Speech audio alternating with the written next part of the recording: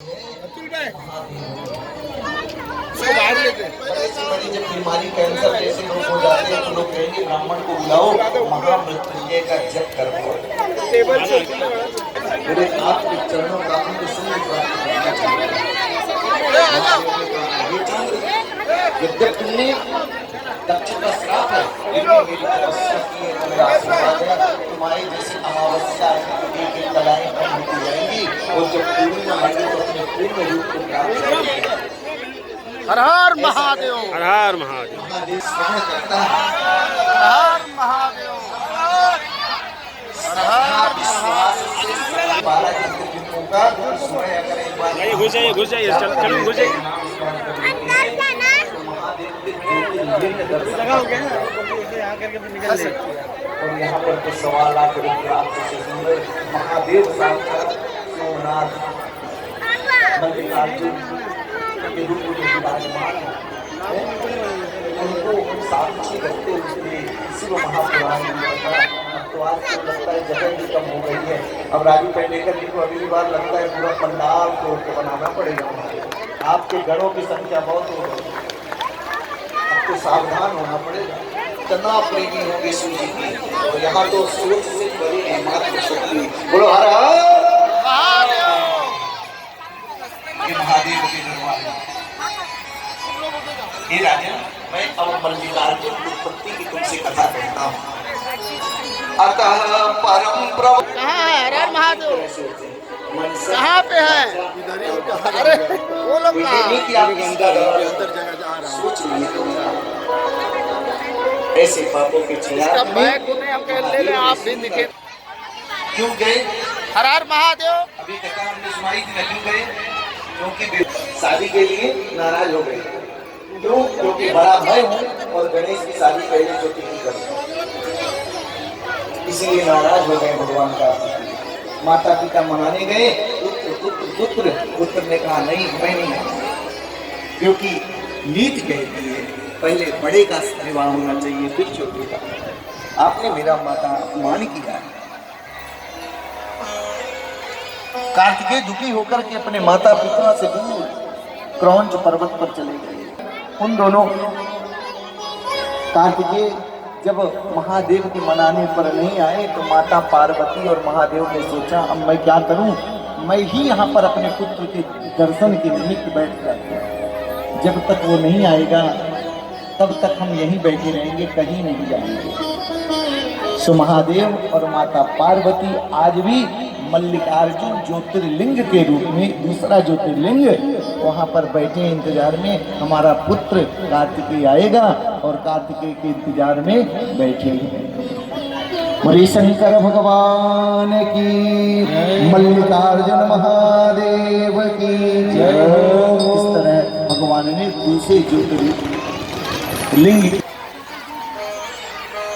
इस मल्लिकार्जुन ज्योतिर्लिंग की कथा जो भी भक्त श्रद्धा भाव से समन्वित होकर के श्रवण करता है सुनिश्चित उसके जन्म जन्मांतर के पाप ताप विनष्ट हो जाते हैं। जी भी आई हैं माँ भगवान महादेव के दरबार में, उनका भी बहुत बहुत स्वागत है।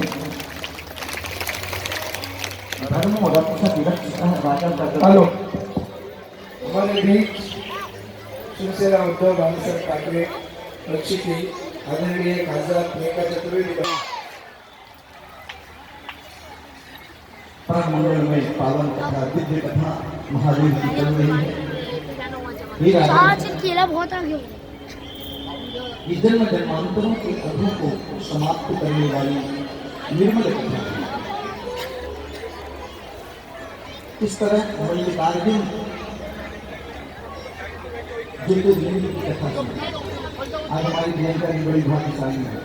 आपने मौके से टोका लगाया है। क्यों? क्योंकि अंतिम सही समय जितने दम से किया था कि लास्ट में जाएंगे और पूरी चीज महापुराण की कथा सुनेंगे। महादेव की कथा जो देवों के देव है महादेव, प्रत्येक ज्योतिर्लिंग की कथा सुनाते हैं। राजन जो ज्योतिर्लिंग महाकाल के रूप में उज्जैन होता है, पहला मोहना दूसरा फल निकाल दे। हर हर महादेव। हर महादेव। वसु व्यास प्रसाद का ज्योतिषांचा कथां श्रुत्वा तृप्तैर्नैव प्रजायते तृप्तैर्नैव प्रजायते। बड़ा पावन नाम है महाकाल, जो कालों के काल है महाकाल है। जो महाकाल के दर्शन कर लेते हैं उनकी कहते हैं अकाल मृत्यु नहीं होती। अकाल मृत्यु में मरने वाले जीव की गति नहीं होती,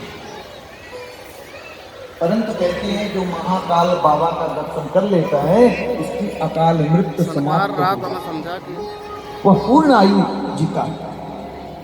अवंतिका देवी की आरती के भस्म का मतलब है कि इस शरीर का लास्ट में क्या होने वाली है, भस्म ही बनने वाला है, राख। इसकी तीसरी और कोई गति नहीं है। अतः अंतिम गति इसकी यही है कि रात में लास्ट में भस्म ही बनेगा। अथवा जो महापुराण में महाकाल की इस कथा को श्रवण करता है इसको भयंकर बीमारी जैसे कैंसर जैसी बीमारी लेती है। फला पे हाथ लगाइए, फला पे हाथ लगाइए ना। बोलो हर हर। डॉक्टर के चक्कर लगाने वाला हो जाता है। ये अवंतिका नगरी है, बड़ी पावन नगरी। महाराज का वहाँ पर एक घुमा लीजिए पब्लिक आ जाने दो। नाम का एक श्रेष्ठ ब्राह्मण है। ऐसा करना ब्राह्मण से ब्राह्मण से भाषा है ब्रह्म जाना, स्वभाव को स्वरूप को नहीं पाया कि चंदन लगा ले, धोती पहन ले, कंठी माला लगा दे। ब्राह्मण की परिभाषा वेद पाठी भवेत विप्रा यस्ता ब्राह्मण। वेद पाठी ब्रह्म जाना, ब्रह्म को जानने वाला, अथवा उसकी संस्कृति संस्कार उसको नीति कहती है जन्म से तो हर कोई शूद्र ही होता है, परंतु उसके संस्कार संस्कृति उसको द्विजत्व प्रदान करता है। इसीलिए स्वरूप की नहीं उसके गुण की पूजा होती है। गुण पूजनीय होता है, उसका आचरण पूजनीय होता है, ना कि स्वरूप। वेदाप्रिय नाम का ब्राह्मण रहता था, नित्य अपने वेदाध्ययन में रहता था, भगवान का आयोजन करता था, पूजन करता था। उसका एक ही उद्देश्य था महादेव की खूब सेवा करना। उसके 4 पुत्र, जेठ पुत्र का नाम देवप्रिय, द्वितीय का प्रिय मेधा, तीसरे का सुब्रत और चौथे पुत्र का धर्मपाली नाम। आत्मा जायते पुत्र, जैसे पिता का गुण वैसे पुत्र का। अगर पुत्र पिता कुसंस्कारित है तो पुत्र अवश्य कुसंस्कारित है। अगर पिता धर्म का पालन करने वाला है, संस्कृति का पालन करने वाला है, उसकी संतानें गिरती नहीं, इसमें कोई समस्या नहीं। इसीलिए वह ब्राह्मण नित्य भगवान का पूजन करता है। क्या पूजन करते हैं? पूरी पार्थिव सीमित होती है। कीर्ति कीर्ति तथा चित्री धर्मोनीतस्य दूरता।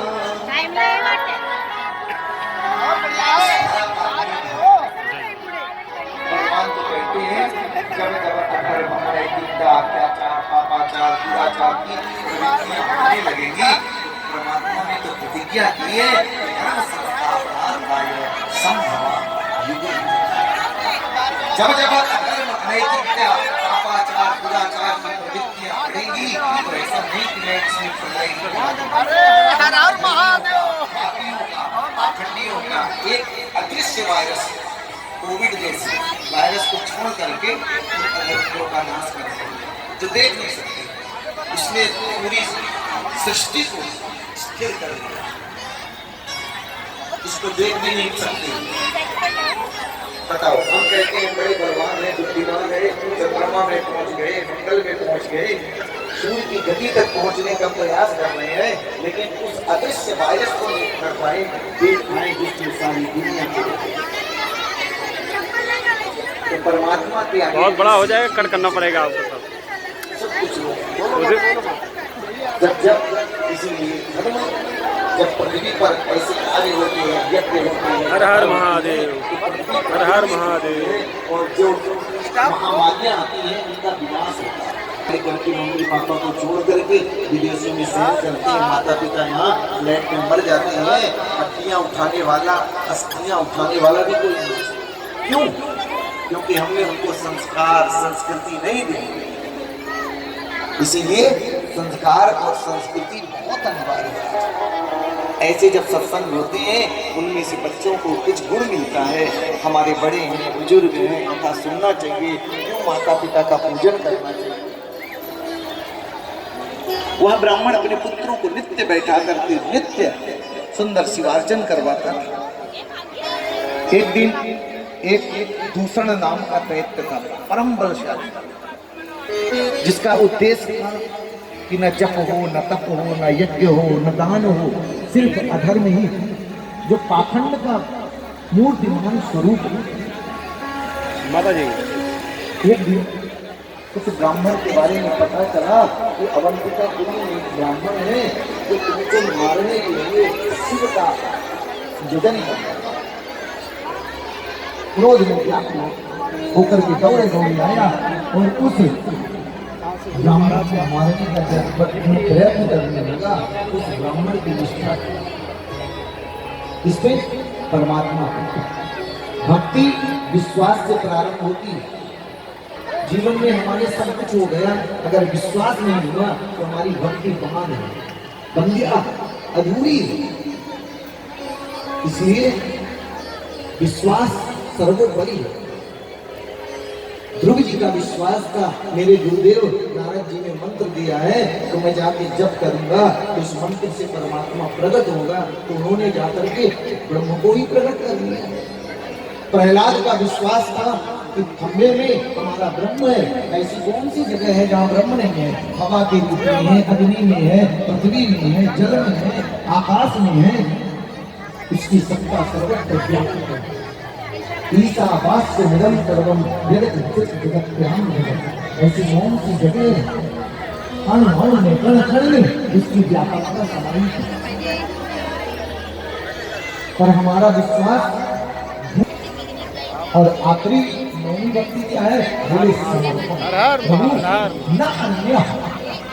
भगवान को कहते हैं अनन्याश्चित्तो माम ये जनाः परिपासते तेषां नित्याभियुक्तानां योगक्षेमं वहम्। जो न अन्य, आपके सिवा कोई नहीं है। द्रौपदी ने भी बुलाया बहुत लोगों को, पर जानी कि अब कोई साथ नहीं देगा, तब भगवान को अंत में बुलाया तो भगवान ने साड़ी का रूप धारण करके द्रौपदी की लाज बचाई। हमारे भी जीवन में कष्ट आता है तो पहले सोचते हैं हमारा पड़ोसी बचाएगा, पति बचाएगा, भाई बचाएगा। फिर जब सब दरवाजे बंद हो गए तब किसकी शरण में जाते हैं? ब्रह्म की अंत। तो कहते हैं वह ब्राह्मण नित्य की भांति पूजन कर रहा था, उसका विश्वास था महादेव हमारी रक्षा करेंगे।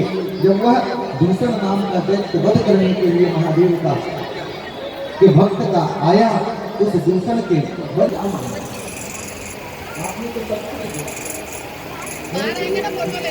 आज भी महादेव की उज्जैन की नगरी में उस क्षिप्रा कलकल विराज उस महानदी के किनारे महाकाल के रूप में तीसरे ज्योतिर्लिंग के रूप में महादेव वहाँ पर विराजमान है।